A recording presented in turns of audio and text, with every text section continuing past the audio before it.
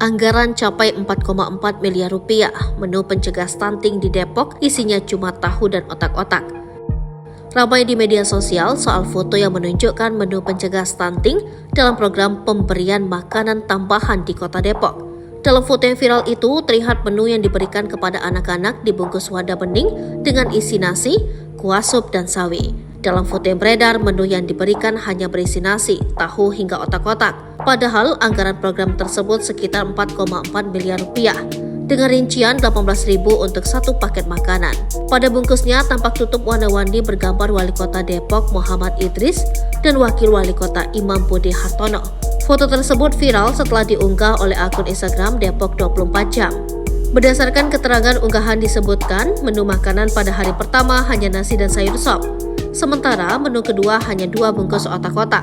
Anggota Komisi D DPRD Kota Depok, Ikrafani Hilman mengaku geram setelah mengetahui hal tersebut. Ikra menanyakan soal kandungan gizi dalam makanan tersebut.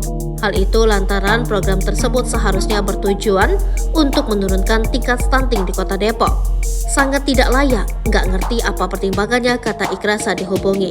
Ikra mengatakan pemerintah Kota Depok seharusnya memberikan makanan yang bergizi seperti telur, ikan, atau daging. Apalagi anggaran program tersebut sekitar 4,4 miliar rupiah dengan rincian 18.000 rupiah untuk satu paket makanan.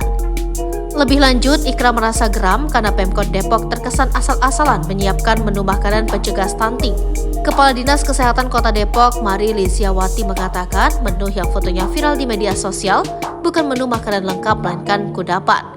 PMT yang kami laksanakan ini sesuai dengan juknis Kementerian Kesehatan. Nah, ini 6 hari kudapan, kemudian yang 1 harinya makanan lengkap.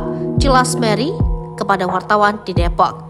Ia mengklaim menu yang diberikan sudah sesuai petunjuk teknis dari Kementerian Kesehatan. Jadi kita punya pedoman dari Kemenkes. Ini ada buku keluarga sehat isinya menu-menu. Satu lagi buku resep masakan keluarga terbitan dari UNICEF dan buku resep makanan lokal dari Kemenkes.